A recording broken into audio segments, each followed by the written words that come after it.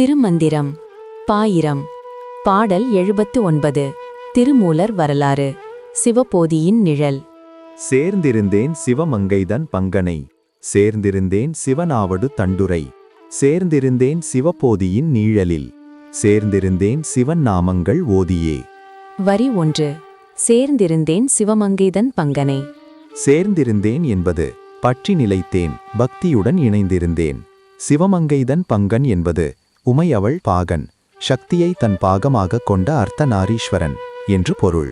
வரி 2. சேர்ந்திருந்தேன் சிவனாவடு தண்டுரை.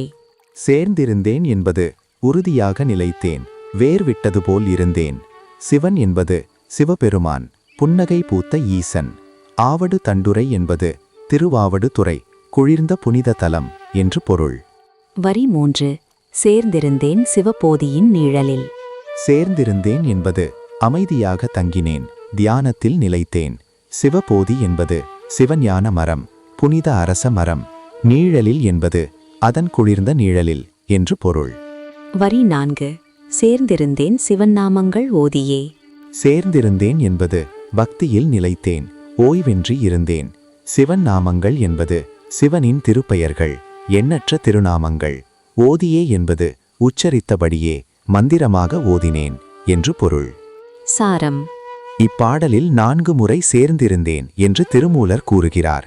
சிவமங்கை பாகனான அர்த்தநாரீஸ்வரனை சேர்ந்தேன், திருவாவடு துறையில் புன்னகை பூத்த சிவனை அடைந்தேன், சிவபோதி மரத்தின் நிழலில் தியானத்தில் தங்கினேன், சிவன் திருநாமங்கள் ஓதி பக்தியில் நிலைத்தேன், 4 வகை பக்தியில் ஒருமித்தேன். ஓம் நம சிவாய.